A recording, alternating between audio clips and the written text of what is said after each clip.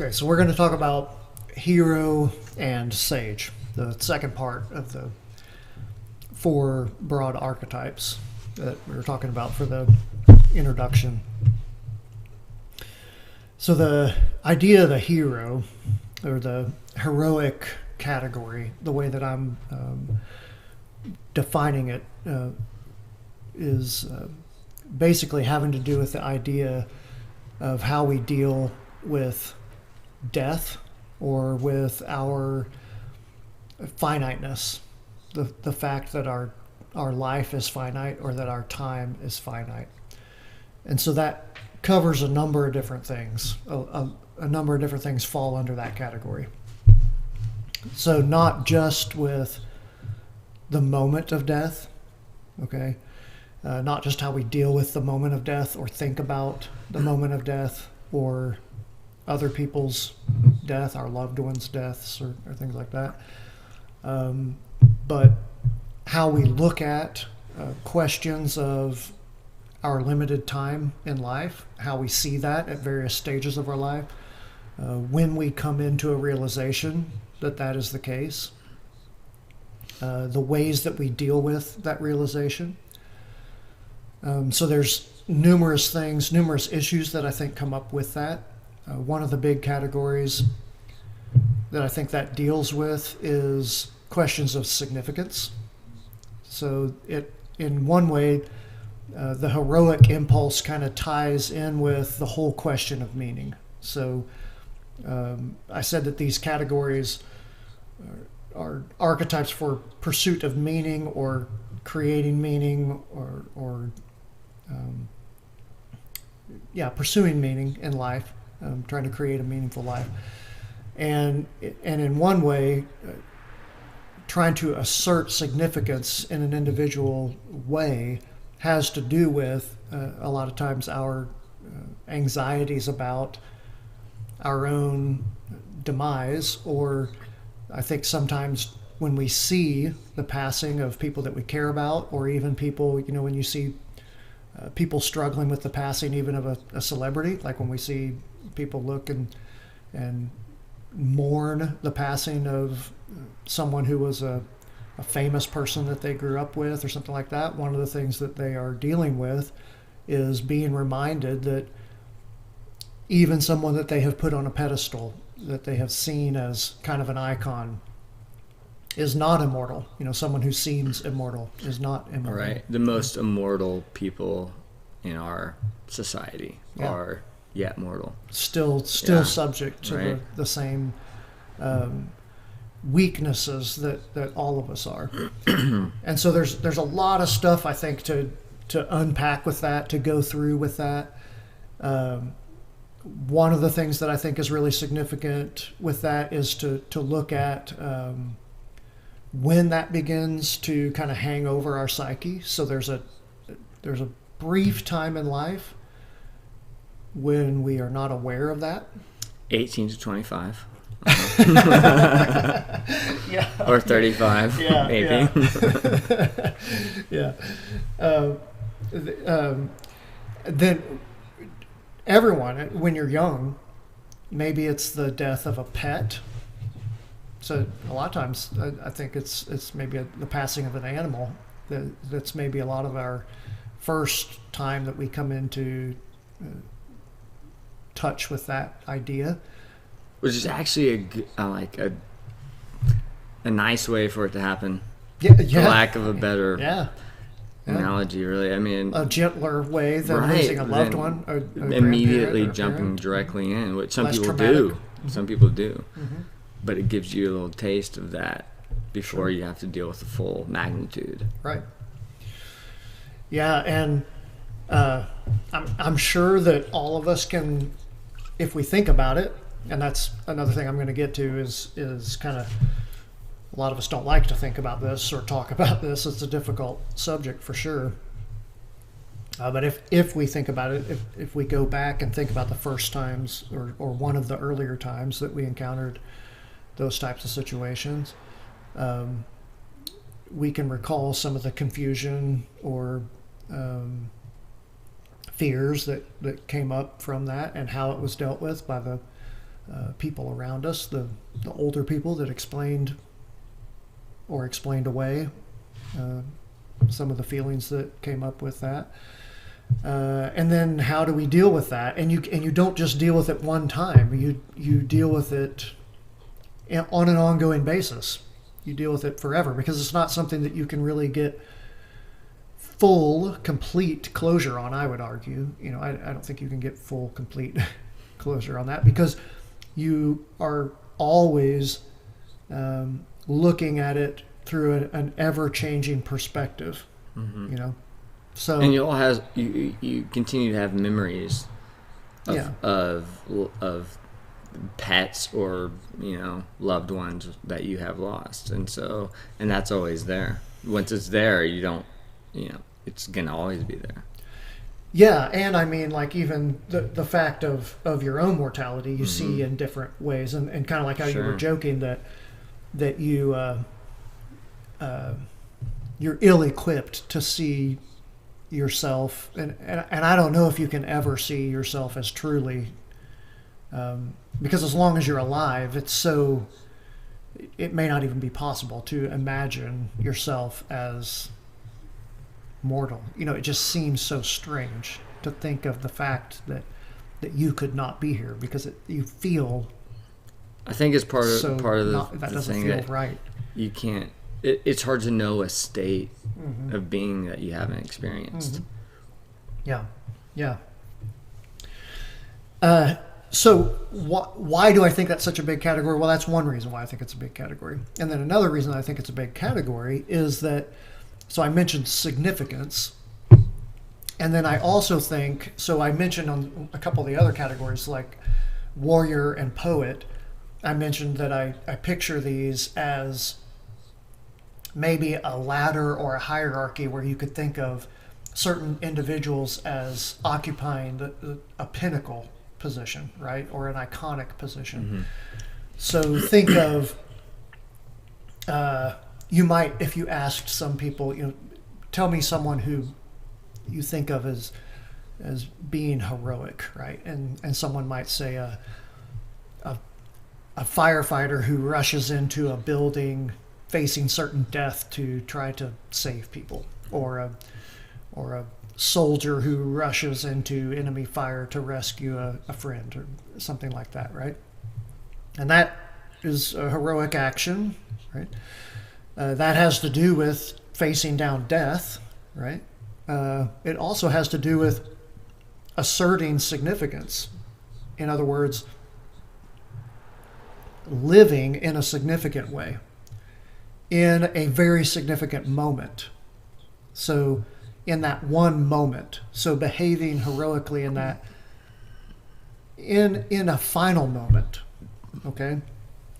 But I also think that there are moment by moment choices that are related to that category that all of us are trying to engage in, that are an attempt to, in some way, enliven that same project, that same heroic project. I think you have to build up to that, sort of, in a way, by building other parts of your character, maybe. Because you wouldn't expect a 10-year-old boy or girl, whatever, to act heroic necessarily. They might not even know what they're giving away, what they don't know what their character is maybe yet, and the difference, what you're giving up. You might be giving up life, which seems ridiculous maybe to a child, but it might seem a little bit different when you have a larger perspective. Yeah And that doesn't come without having these incremental experiences or educational moments, however you come about them. Yeah, well, that actually makes me think of another idea that kind of relates to this idea, is the idea of, so another thing that fits under this category of the heroic idea of of dealing with the idea of death, or the idea of our finite time here, and living in a significant way is the idea of sacrifice, right? And so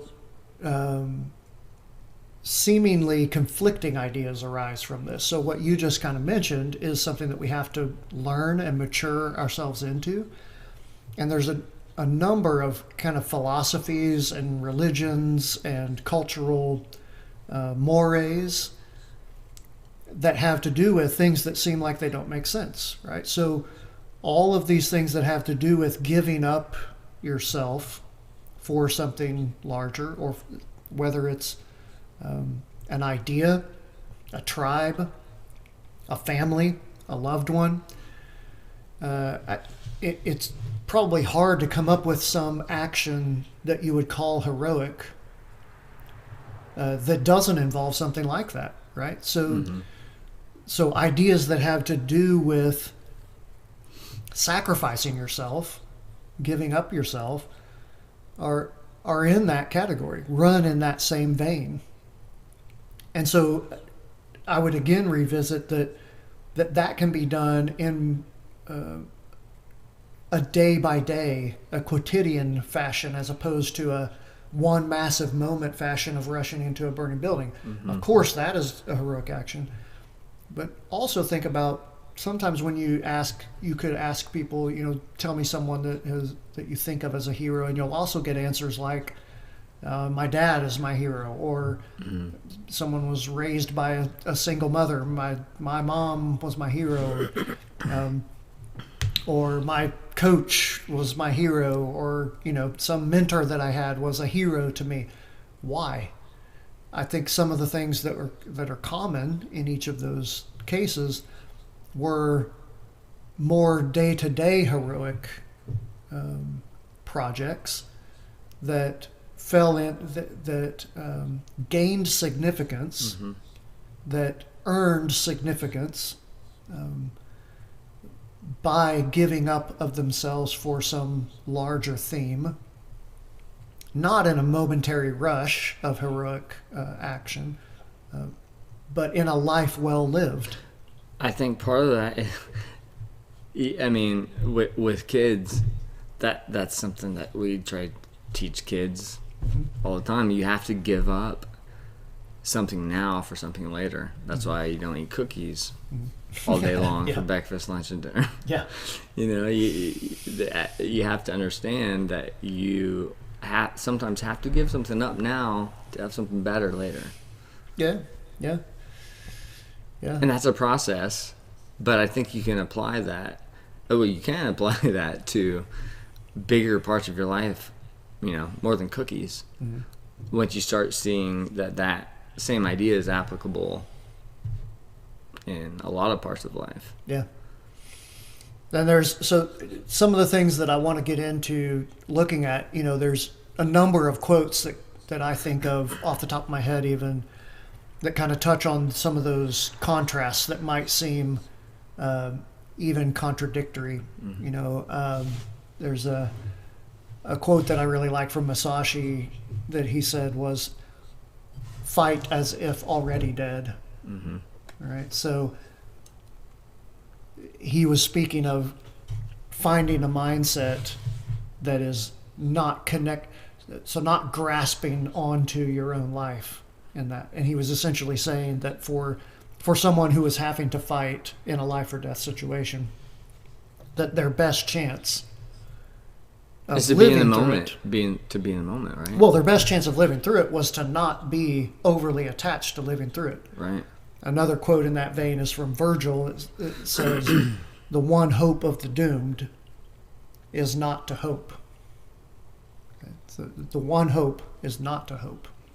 The one hope of the it might be the one hope of the damned is not to hope. I can't remember. I think a different way of coming at that, which has been a quote that I've probably overused, but I'm actually for sure have overused, but it has been impactful, is that consciousness of self. Bruce Lee is the biggest hindrance to physical activity. Yeah. And I think it ties in maybe in a different way, but it's that, like, if you're thinking about the fact, if you're thinking about your mortality when you're going into battle, you're probably not going to do battle as good as you would be able to do if you just thought about what you had to do. Yeah, yeah. And so I don't think it's macabre to think about death and mortality. Matter of fact, that reminds me of I'll see if I can get this right. There was a joke that I read one time that said, the summary of existentialist philosophy is, you can't begin to live until you think about death all the time.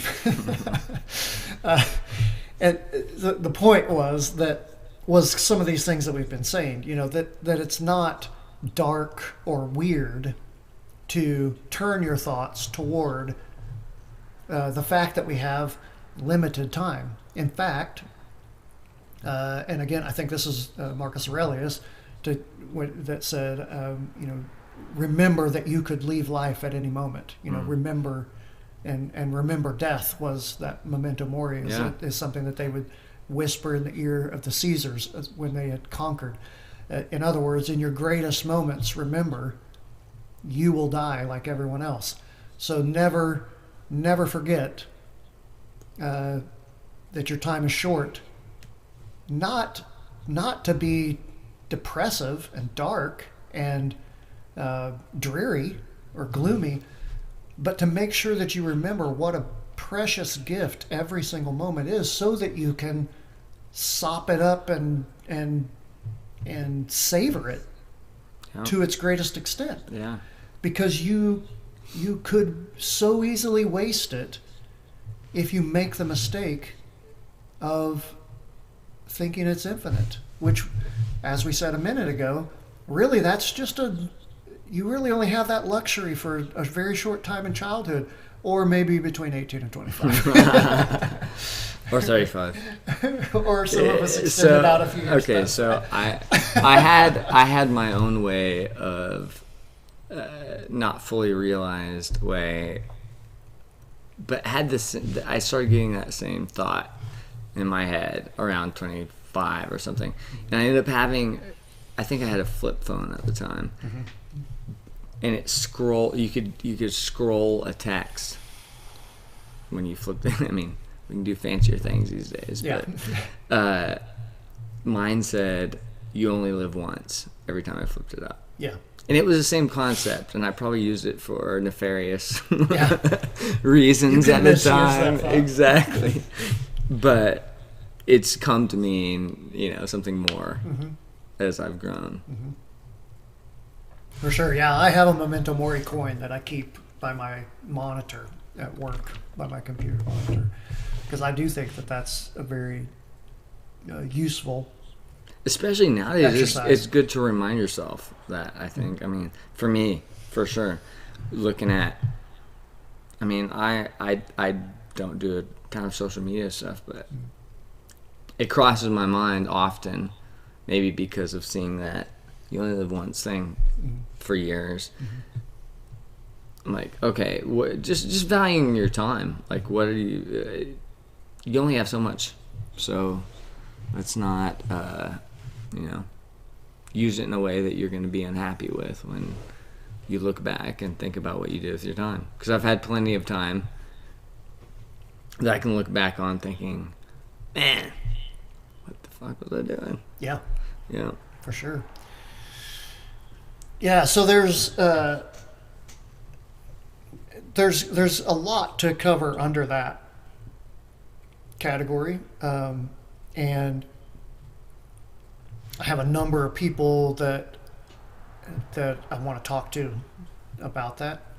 Number of people planned to talk to about that. I think another category that you just mentioned, time, is going to be one of the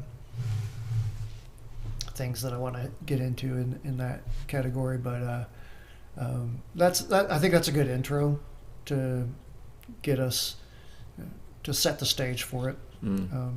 So there'll be, and when we talk to a number of our guests, we'll be able to pull on that thread and revisit a number of those topics. But that's the basic idea and the overarching kind of thematic elements of the hero. And I guess maybe I'll also say that we can think about, we can do a couple different things with, death, or the idea of death. We can pretend it's not there. We can live in denial, right? Is that in Egypt? Not just a river in Egypt. We can pretend that we've got it all figured out. We can. There's a number of different ways to deny death, that we have to deal with death. We can become overly fascinated with it, and again, I think that's another way of wasting our time. So there's always a balance to these things.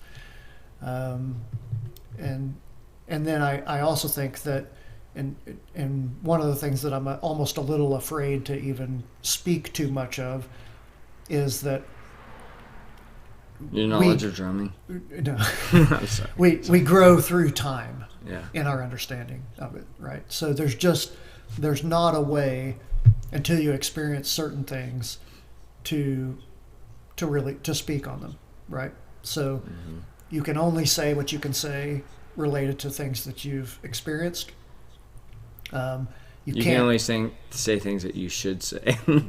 Yeah. Related to your experience. Yeah. A lot of people say stuff. I'm sorry. I think I'm derailing you a little bit, but that.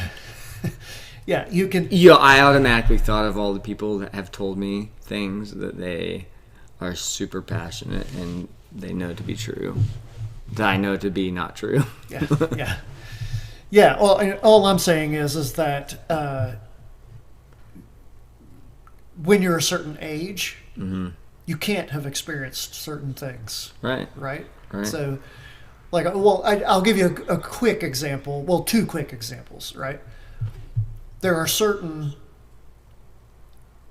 people in my life who I have not lost. That's one example, right?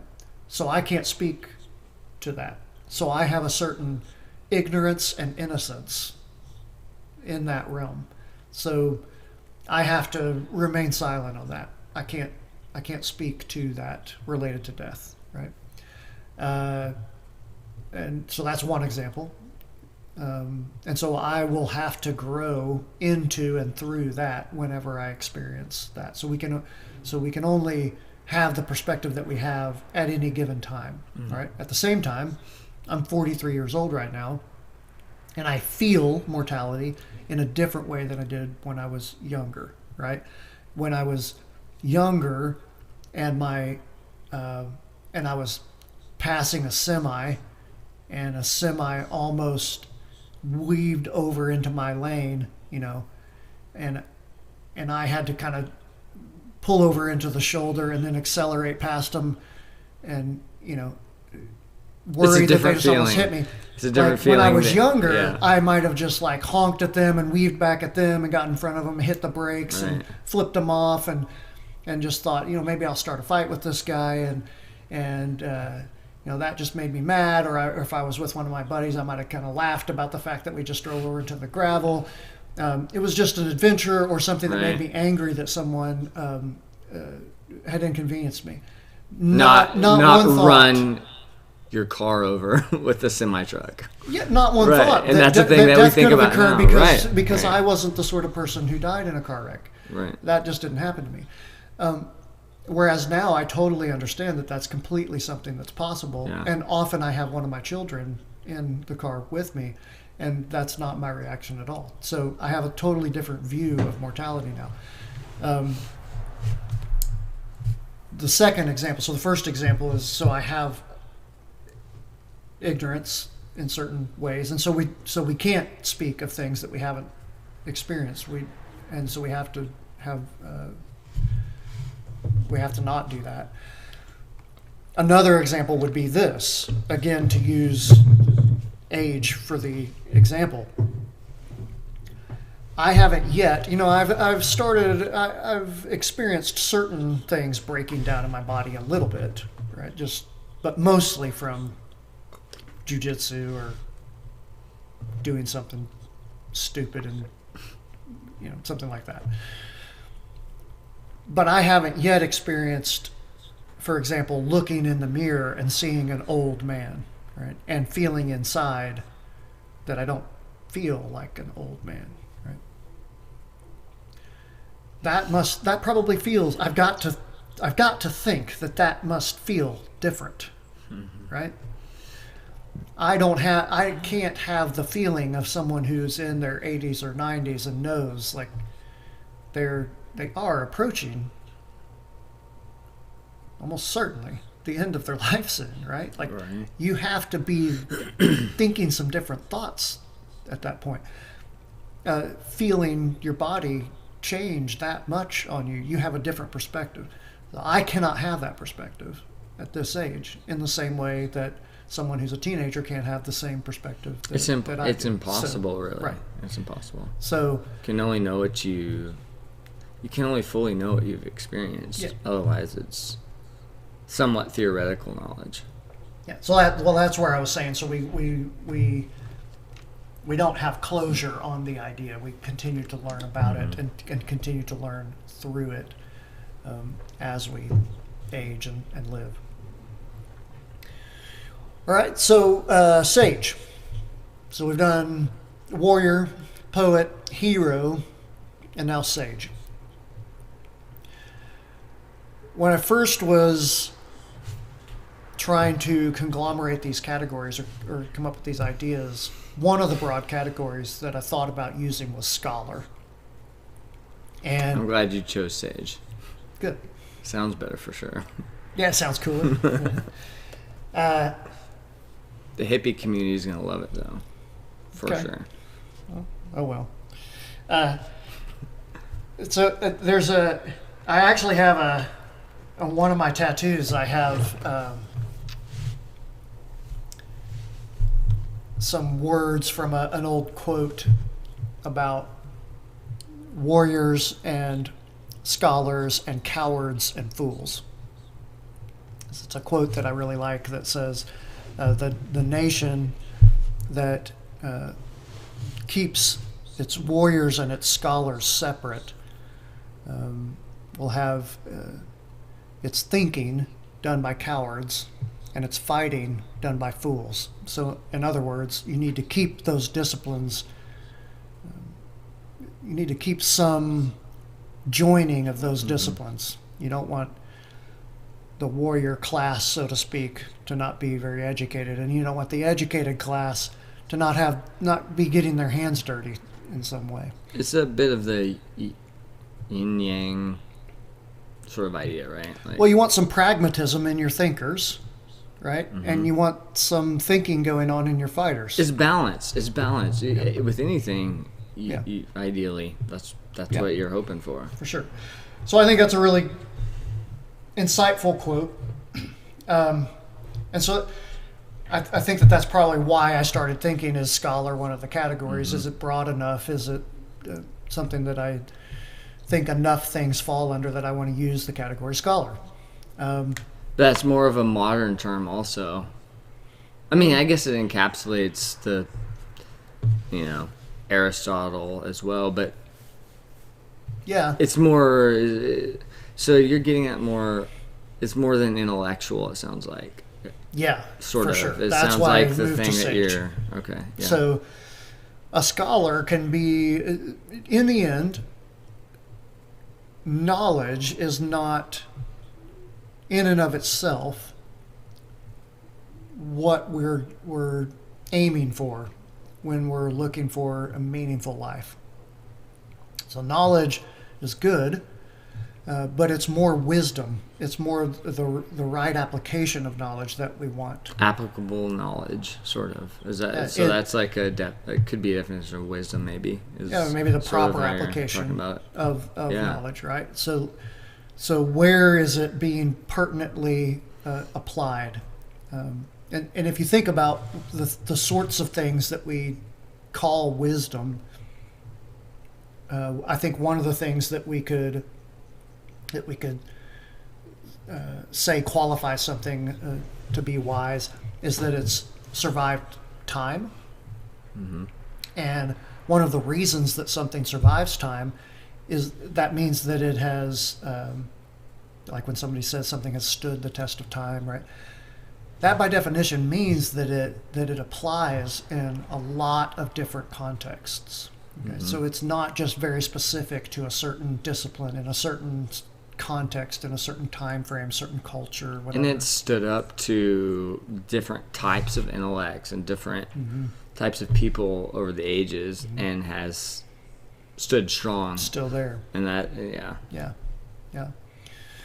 And another thing I think of with that is like, so you could be a scholar in a discipline, right? And a lot of times what it takes to be a scholar in a discipline is a focus. So much of a focus that you may actually be somewhat myopic, right? So I don't know myopic. Short-sighted, Okay. nearsighted. So you might be the degree of focus that it takes to get that high level of scholarly acumen may, well, a lot of times by necessity, you have to ignore a lot of other things, okay?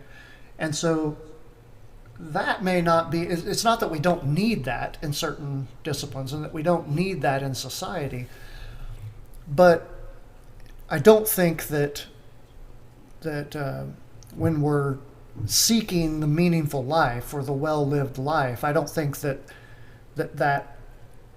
super precise scholarly pursuit is the main thing that we're after. What we're looking for is more the sagely type of wisdom that we can see if we can find that out there. All right. I wonder what that is, because that is so true. It's that we're somehow inherently not at some point just looking for book knowledge. That there's something, it's like it goes back to I'm just thinking of it in different ways. The applicable part of it is such a big component, and that's also, since it isn't a factual sort of piece, might be a trickier piece too, to add the wisdom to the knowledge. Yeah. When you said tricky, here's a saying that I like from Nazim Taleb. So he has a saying, don't nitpick a heuristic. So a lot of things, so think about the sort of thing that your grandpa might say to you while you were doing a chore together, right? That would come off as a wise saying.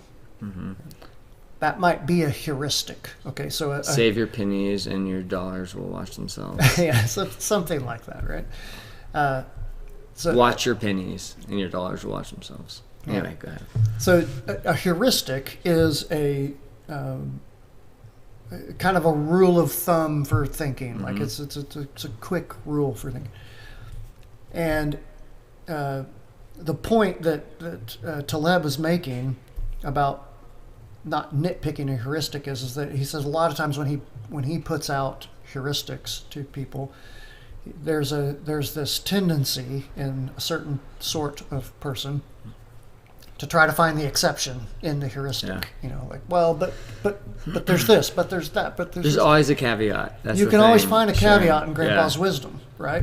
And that's not the point of it, though, because it's going to be applicable to different people right. at different times, and that's why it has to be, to a degree, an open interpretation, because honestly, whenever you're nitpicking, what you're doing is showing more about yourself that you might not understand the bigger picture. Yeah. You're shut your mouth when Grandpa's talking. You're actually probably showing that instead of taking that wisdom, trying to look for the places, how many places you could plug it in and make it work, or trying to look and see, like, man, that really applies here, here, here, and here, and here. Instead, you're trying to find some little thing to nitpick, all right? Right. And that's not what it was made for.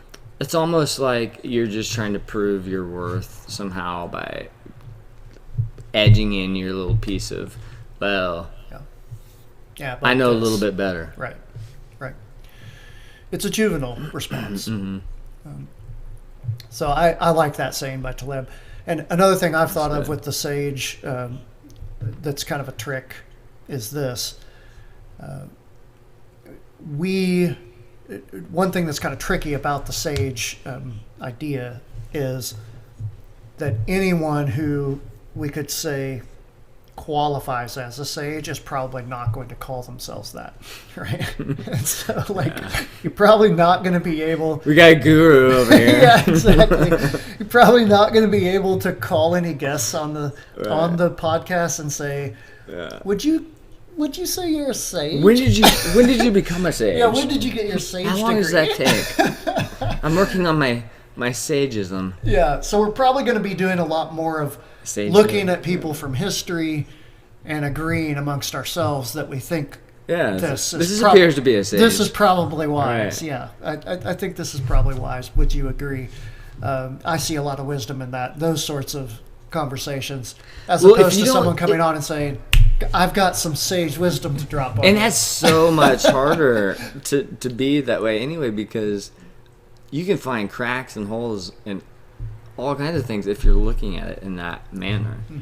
Instead, try to take the stuff out of it that's good and just realize that, look, context is important too. Mm-hmm. This might have been written 1,800 years ago. So obviously, a few differences.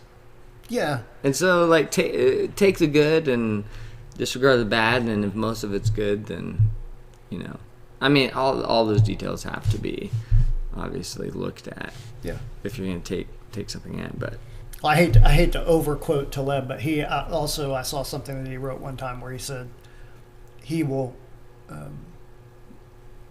set a rule for himself sometimes, I think is what he said, where he'll go like 6 months or a year or whatever, where he won't read anything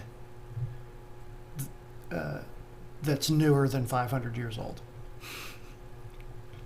Because if it hasn't lasted 500 years, who knows? Right.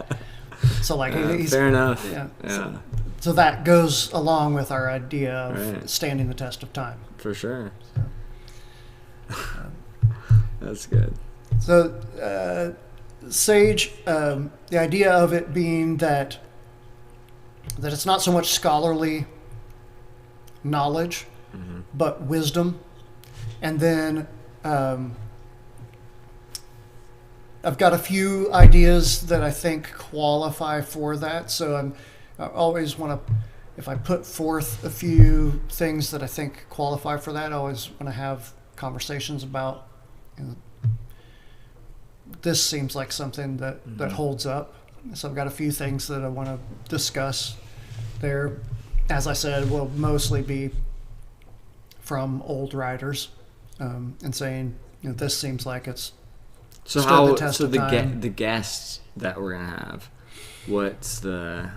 This would mostly be discussing old writers with guests when I bring them on, and then two different kind of overarching themes. One being wisdom tends to lie in the balance of things. All right, so. We do tend to find wisdom in balance, not in the, following an extreme of something. So very often whenever we're trying to find, well, should we do this or this, it's often in the balance of things. And then maybe this is another heuristic to consider, is the Dunning-Kruger effect of that oftentimes whenever I'm the people who are the most confident about a subject are the people who are the least informed about a subject. Mm-hmm. So whenever I see people who are being very loud, boisterous, and other words to describe them, but that are a little more pejorative. But often that is an indicator that they are less informed, not more informed. I had that. I learned that lesson well in music school. It was the people that would brag the most about their talent. I mean, when at first I would, I was young. I was like, wow, man, that must be good or whatever. But I just had, didn't have so much experience. And I came to a point. It didn't take me that long to just know. I was like, man, the people that talk the most are the worst players. It's like they're compensating their talent for their mouth. Yep. And confident people don't. I mean, they seem to be more quiet because you don't need to talk about what you can do. Again, often good. It's a pretty good heuristic, very commonly. Sure. Well, there's Conor McGregor, so I guess I can throw that whole thing out the window. Yeah, there's always an exception to the rule. Yep. All right. So I think that again that probably lays the groundwork pretty well for Sage, and we will revisit that again with some good. I've got a number of. Ancient, we talked about Marcus Aurelius on one of the brief episodes before. When I guessed the book. Yeah, when you guessed the book correctly, unfortunately. I got more. That's the only one I'm going to get, by the way. Okay, cool. Yeah, I got a bunch more people, and I've got some obscure ones that I know you won't guess, so I'll win the other ones. And some interesting ideas in that vein, for sure. And then... same with the idea of the hero as well. But that introduces us to those concepts and kind of sets the stage for those themes. Fuck yeah. America! Bitch ass. Titties! Fuck yeah!